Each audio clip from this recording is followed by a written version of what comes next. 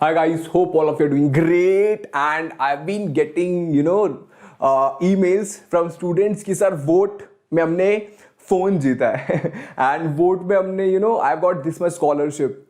तो guys vote का जो एग्जाम है it is going really really amazing. अगर आपने वोट के लिए रजिस्टर नहीं करा है guys please do register in the link in the description box. ठीक है, तो आज क्या करने वाले हैं गाइस, बहुत बच्चों ने वोट का एग्जाम दिया था तो आज हम उसका सॉल्यूशन डिस्कस करने वाले हैं.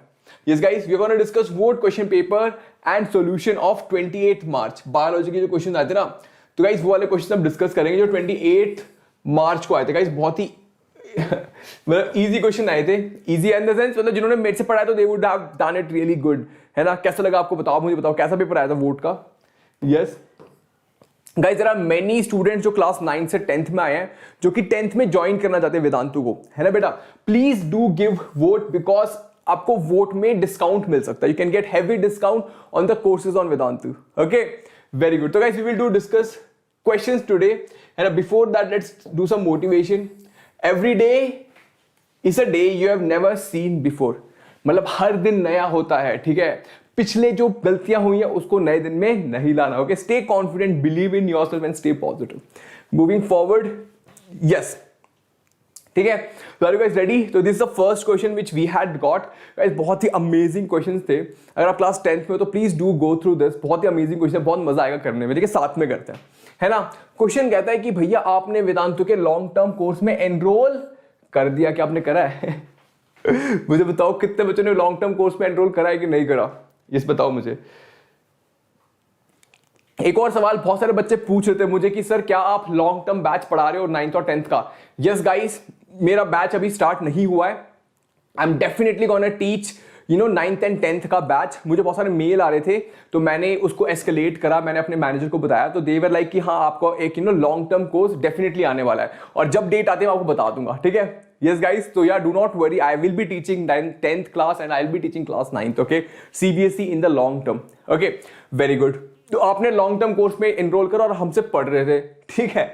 आफ्टर एवरी सेशन असाइनमेंट दिया गया है आपको. आप असाइनमेंट दिया जाता है तो आप क्या असाइनमेंट करोगे? हाँ जरूर करेंगे सर, क्यों नहीं करोगे, करोगे ना होमवर्क. यस, तो हमने होमवर्क दिया, है ना.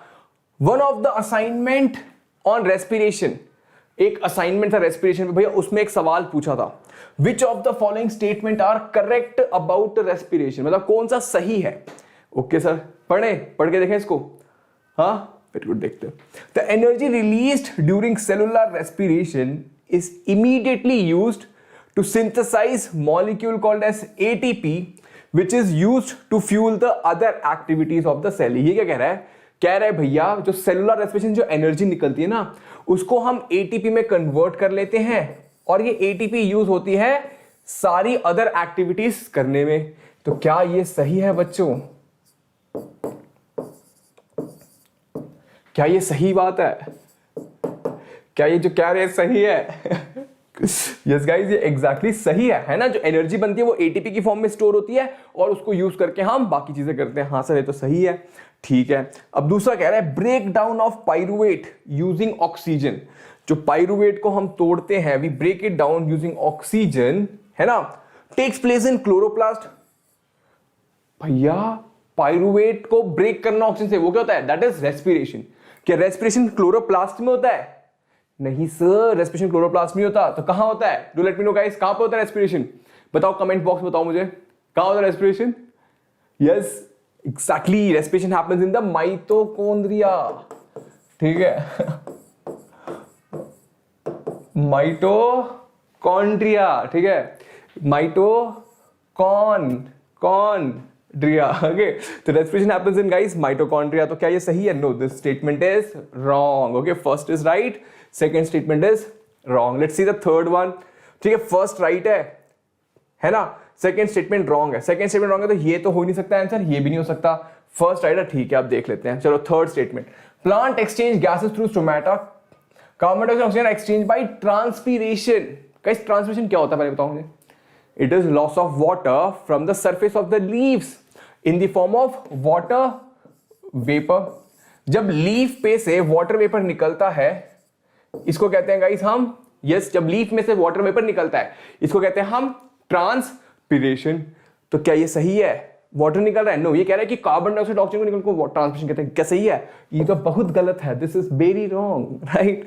तो दिस इज ऑल्सो रॉन्ग।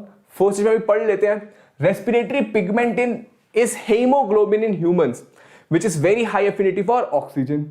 वो कह रहा है जो हीमोग्लोबिन है हमारे आरबीसी में होता है वो ऑक्सीजन के लिए बहुत प्यार जताता है, वो it attaches with the oxygen. Is it true? Yes guys, it is true. The answer is 1 and 4 are true, rest are wrong. Yes, isn't it easy? Do let me know guys, comment box में बताओ क्या ये easy था कि नहीं था? Easy, not easy guys, it is easy. Okay, was it easy or not? Do let me know. Moving forward, चलो समझ आ गया भाई गाइस, बहुत ही अमेजिंग क्वेश्चन है, आप देखो मतलब मजा आ जाएगा, ठीक है? किसी ने बताया था breakdown of pyruvate happens in the mitochondria. आप कुछ बच्चे पूछते हैं पाइरुवेट क्या है?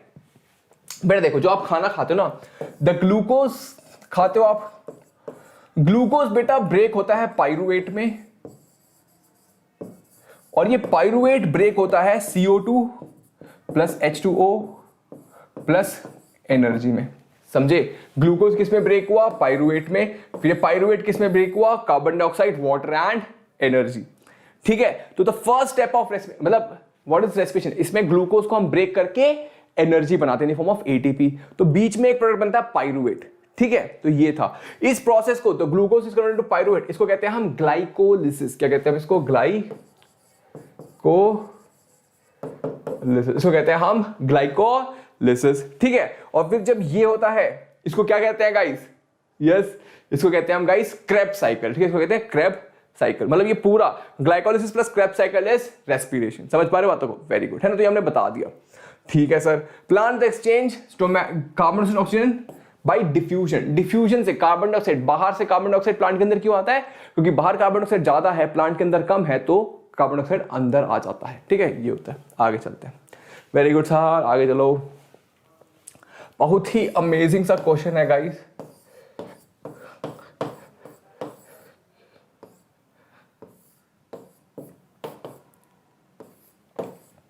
चलो बताओ इसका आंसर क्या होगा।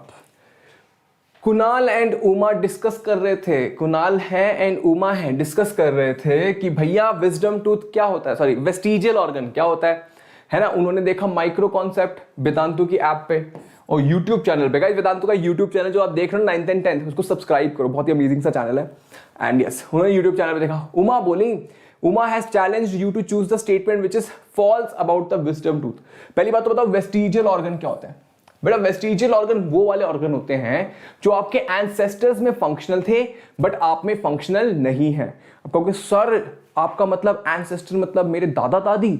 नो बेटा, दादा दादी नहीं, एंसेस्टर मतलब बंदर। बंदर आपके एंसेस्टर थे, हमारे भी एंसेस्टर थे, है ना? बंदर की पूंछ होती थी, तुम्हारी पूंछ है नहीं है ना? तो सिमिलरली गाइस, तो like you know reptiles and amphibians, all of them are ancestor, ठीक है ना? एक मेमोरी होती है आई के पास, देखो ना ऐसे एक ना, आपने वो देखिए मूवी MIB में, ऐसे हमारी आईलिड ऐसे क्लोज होती है ना, एक MIB में ऐसे एक आईलिड क्लोज होती है एक इंसान की, ठीक है? तो वो इसको कहते हैं निक्टिटेटिंग मेम्ब्रेन। पहले हमारी आईलिड ऐसे क्लोज होती थी, अब ऐसे होती है ना? तो ये नॉन फंक्शनल हो चुके हैं। So such organs which were functional in our ancestor but are not functional in us is called as vestigial organ, ठीक है? सिमिलरली अपेंडिक्स होता है ना? गाय हमारी माता है, यस, गाय हमारी एंसेस्टर है, ठीक है? गाय में अपेंडिक्स काम करती है सेलुलोज को डाइजेस्ट करने में। हम लोग सेलुलोज डाइजेस्ट करते हैं नहीं, ठीक है बेटा? यस, ठीक है? तो बट वो अभी एग्जिस्ट करती है हमारी बॉडी। आपने तो सुना होगा अपेंडिक्स का ऑपरेशन हो गया, क्योंकि वो नॉन फंक्शनल होते हैं तो उसको निकाल सकते हैं हम, ठीक है? तो एग्जैक्टली गाइस, तो वो है। अब विजडम टूथ के बारे में भी बात करते हैं। Wisdom tooth is also vestigial organ. देखते हैं, wisdom tooth is large and more complex as compare to molar. क्या ये ऐसा होता है? अभी देखते हैं, हमें पता नहीं है। It is the third molar on each side of both the jaw. এটা हमें फॉल्स बताना है, ठीक है? ये तो सही है, जो थर्ड मोलर 1 2 1, देखो बेटा dental formula is 2 1 2 3 2, yes guys, incisors, canine, premolar and 3 molar. तो जो विजडम टूथ है बेटा वो थर्ड मोलर होता है। ये तो सही है, तो इसका आंसर नहीं हो सकता। They are hardly used for chewing. हाँ यार, अब चू ना बेसिकली प्रीमोलार और मोलार से ही कर ले, तो 2 प्रीमोलार और 2 मोलार से ही चू कर ले, तो लास्ट वाले तक तो कभी जाता ही नहीं है, बहुत रेयरली जाता है। कई बार देखो ना दांत डाल के ऐसे दांत में उंगली मार रहे होते हैं बहुत सारे लोग, तो उनके अटक, जिनका दांत निकला होता है ना उनके अटकता है, बाकी लोग यूज नहीं करते। They appear at the age of 17 to 20 where individual consider as wiser, तब इसको विजडम टूथ कहते हैं। हाँ जी भैया, ये बड़े लोगों में होता है, छोटे बच्चों में नहीं होता, ठीक है, that is why it is wisdom tooth. तो guys the first statement is wrong. Wisdom tooth is simple, वो सिंपल होता है और लेस कॉम्प्लेक्स होता है as compare to other molars. If you see, the wisdom teeth are, you know, less complex. This is a wrong statement basically. Wisdom teeth are small and less complex compared to the molars, so they are hardly used for chewing. ठीक है, ये थोड़ा सा tricky था, आप लोगों ने पढ़ा नहीं होगा, बट अगर आप थोड़ा सा दिमाग लगाते, एक दो ऑप्शंस को एलिमिनेट करते तो कर पाते। ठीक है, चलो आगे चलते हैं। वेरी गुड, एक और। Few statements related to ozone layer have been given below. ठीक है भैया, ओजोन की बातें चल रही है, किसकी बातें चल रही है गाइस? ओजोन लेयर की बातें चल रही हैं। ठीक है, चलो। Ozone is a molecule formed of 4 atoms of oxygen. Ozone में O4 होता है? नहीं भैया, O में तो 3 होता है, ओजोन में तो 3 होते हैं। ठीक है sir. At the lower levels of atmosphere, ozone shields surface of the earth from ultraviolet radiations of the sun. अच्छा, ओजोन क्या लोअर लेवल ऑफ एटमॉस्फेयर में होता है गाइस? कहां पे होता है? तो स्ट्रेटोस्फीयर में होता है ना बेटा? तो ये थोड़ा रॉन्ग है। The high energy of UV radiation split apart some molecule of oxygen into free oxygen atom which combine to form ozone. हमने देखा था जब ऑक्सीजन होता है, इस पे जब यूवी रेडिएशन पड़ती है तो क्या हो जाता है? ये O बन जाता है। ये O फिर दूसरे ऑक्सीजन के साथ कंबाइन करके ये क्या बन जाता है? O3. Exactly guys, this is the right statement. Very good. The decrease in the ozone layer has been linked to the synthetic chemicals like, yes, chlorofluorocarbon which are used for refrigerator and fire extinguisher. हमें पता है कि भैया जो chlorofluorocarbon होते हैं, CFC होते हैं, वो ओजोन को डिस्ट्रॉय कर रहे हैं। तो this is also a right statement. तो ये रॉन्ग है, ये रॉन्ग है। 3 और 4 राइट है। Very easy question guys. तो डू लेट मी नो। अच्छा मुझे बताओ कि लेकिन कितने मार्क्स आए थे, मुझे बताना सब लोग कि कितने क्वेश्चन आपने सही करे थे। मार्क्स तो पता नहीं चलेंगे, मतलब how many questions you got right from this. Okay, the answer is 3 and 4 guys. ठीक है, लेट्स मूव फॉरवर्ड। यस, तो yes guys, O3 is the molecule, है ना। और यूवी क्या करता है बेटा? यूवी अपर एटमॉस्फेयर में होता है। ठीक है, हाई लेवल ऑफ एटमॉस्फेयर पे यूवी रेडिएशन, स्ट्रेटोस्फेयर में होती है basically, ozone, sorry. Yes guys आपको मैं थोड़ा वोट के बारे में बताता हूं। अभी वोट खत्म नहीं हुआ है, अभी बस 28 मार्च वाला हुआ है। अभी एक I guess 3rd of April को हमारा एक और है गाइस। फिर 3rd + 3 + 7 10th April और 10th या 11th April और 18th April को दोबारा होगा। 4th April को, देन 18th April को दोबारा होगा guys. Trust me, this is a very amazing exam. It is not an exam, it is just a comeback. कैसे गाइस? आप कहीं से भी हो, आप एग्जाम दे सकते हो। And trust me guys, we have pledge, हम लोग जितने वेदांतु में ना, हम लोगों ने प्लेज करा कि जितने बच्चों का साल खराब हुआ ना लास्ट ईयर, इस साल we are gonna come back even more stronger, है ना। Exam as I was telling you guys, 4th April, जैसे कि आज संडे है तो आज भी एग्जाम हुआ है। Please do attempt it. 11th को और 18th को भी अटेम्प्ट करो। ठीक है, इसमें से आउट ऑफ 4 में देखा जाएगा और आपको स्कॉलरशिप मिलेगी। यही नहीं, आप डेली प्राइजेस भी जीत सकते हो guys. Guaranteed scholarship up to 500 crore. मतलब अगर आप वेदांतु का कोर्स ज्वाइन कर सकते हो, आप मेरे से पढ़ना चाहते हो, लाइव पढ़ना चाहते हो, ठीक है, क्लास 9th में या क्लास 10th में, आप ये एग्जाम दो, आपकी फीस बहुत ही कम हो जाएगी। ठीक है, 1 crore worth of gifts to be won every day. Students are winning phones guys. मैं क्या नहीं बताता आपको, फोन जीत रहे हैं और I don't know what all they are winning. ठीक है, you get to be a Vedantu of CEO of Vedantu. आप वेदांतु के CEO बन सकते हो, समझ रहे हो। अब आप आके हमसे बोल सकते हो, अमृत इधर आओ, पढ़ाओ मुझे ये। ठीक है, तो you can be the CEO of Vedantu और you can go to NASA also guys. NASA complete trip, stay, खाना पीना, flight, everything. You don't even have to pay a single rupee, we will take you that. Yes, मेरे को भी साथ ले चलना if possible, बोलना अमृतसर के साथ ही जाएंगे हम। ठीक है, अपार्ट फ्रॉम दैट और क्या मिलेगा गाइस? आपको पता चलेगा कि आप ऑल इंडिया में कहां स्टैंड करते हो। सब्जेक्ट वाइज आपको पता चलेगा कि आपकी मैथ्स अच्छी है, फिजिक्स अच्छी है, केमिस्ट्री अच्छी है, बायो अच्छी है, कि क्या अच्छी है। स्टेट वाइज रैंक, आपकी स्टेट में आपका कितना रैंक है। क्वेश्चन लेवल से आपके कौन से क्वेश्चन रहते हैं, इजी क्वेश्चन रहते हैं, मीडियम लेवल के क्वेश्चन रहते हैं, या डिफिकल्ट लेवल के क्वेश्चन रहते हैं। तो everything you have to see guys, है ना। And you can win a prize every day. Yes guys, microscope, laptop, telescope, किसी को टेलीस्कोप मिल गया मेरे को कॉरियर कर देना, ठीक है। Yes guys, and yes, so tell me guys, are you excited for this comeback or are you excited for this vote? Do let me know in the comment box. Yes guys, do let me know. Yes sir, excited. You just put excited.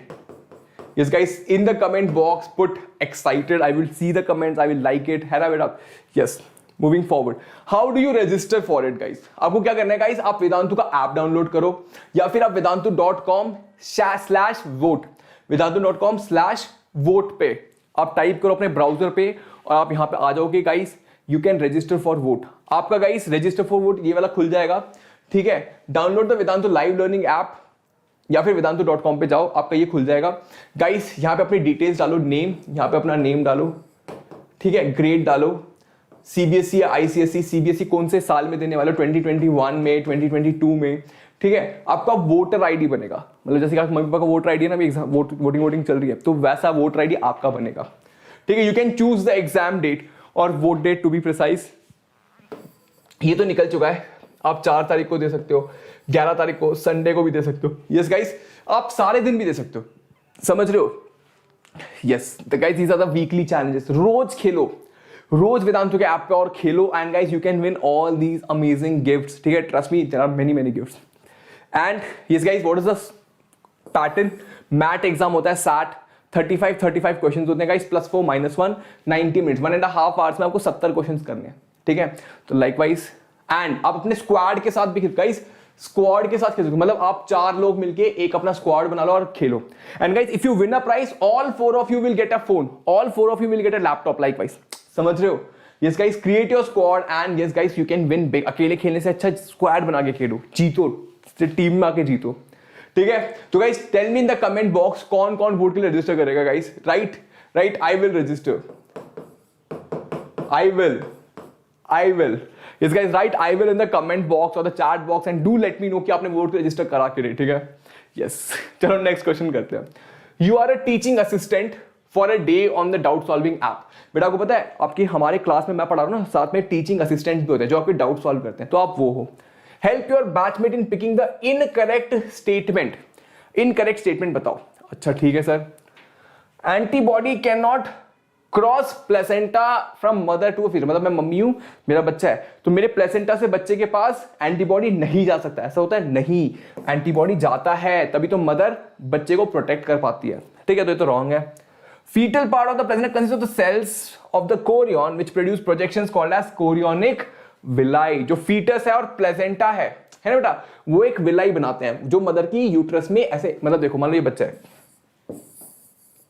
ठीक है, ये बच्चा है ना, ये placenta है ना, ये मम्मी का यूट्रस है, यहां से ये अम्बिलिकल कॉर्ड होता है ना, ये अम्बिलिकल कॉर्ड है ना बेटा, ये मदर है, मदर का ये यूट्रस है ना बेटा, तो ये है प्लेसेंटा, ये मदर का यूट्रस है। यूट्रस में ना बेटा ऐसे फिंगर लाइक प्रोजेक्शंस होते हैं, ये मान लो ये यूट्रस है मदर का, है बेटा, ये फिंगर लाइक प्रोजेक्शन है। वो कह रहा है कि भैया है ना, कोरियन टाइप का सेल होता है जो कि ये विलाई बनाता है मदर के यूट्रस में। ये सही है ना बेटा, ये सही है, ठीक है।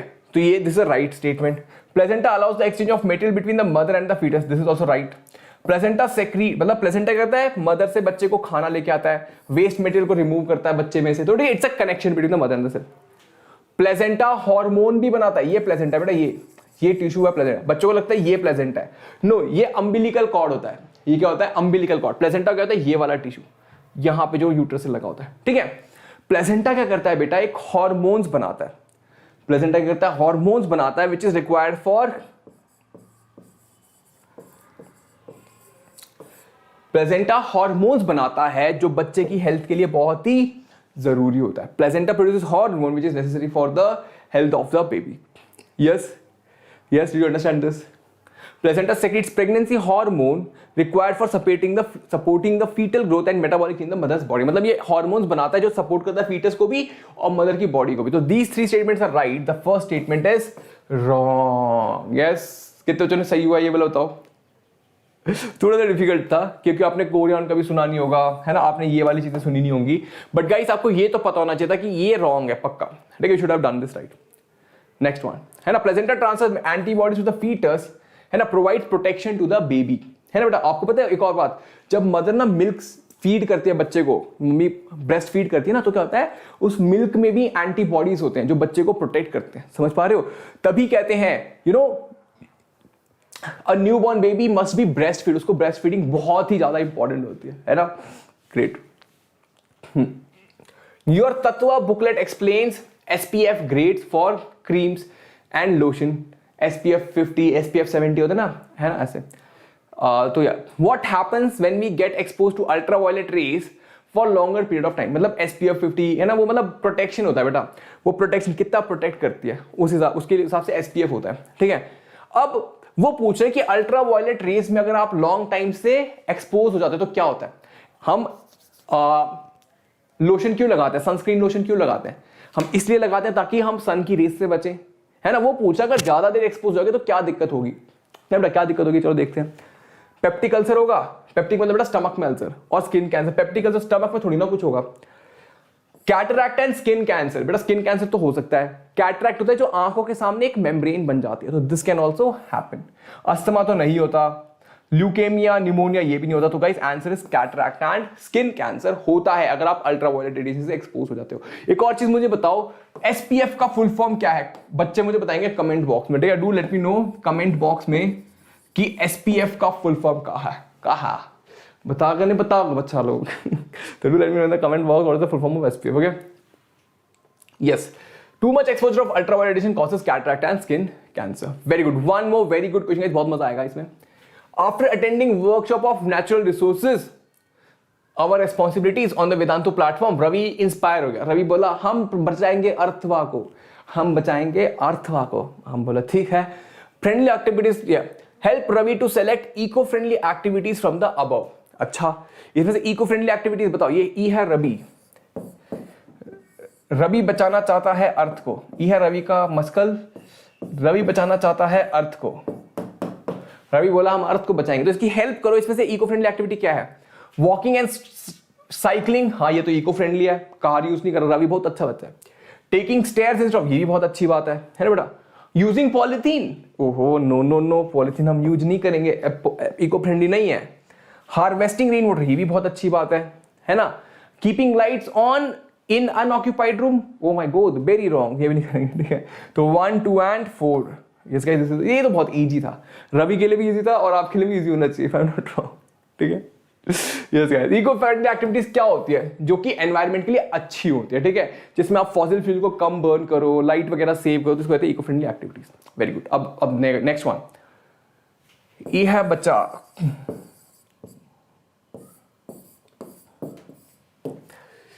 अ doctor advise your neighbour to consume salt. Doctor बोला आपके नेबर को सॉल्ट खाया करो, खाने में नमक डाल के खाया करो, ठीक है। तो which is enriched with iodine. Uncle बोले, डॉक्टर बोले कि खाने में नमक डालो, उसमें आयोडीन होना चाहिए, ठीक है। You just learned about this in your Vedantu master class, आपने इसके बारे में वेदांतु में हमसे पढ़ा, है ना।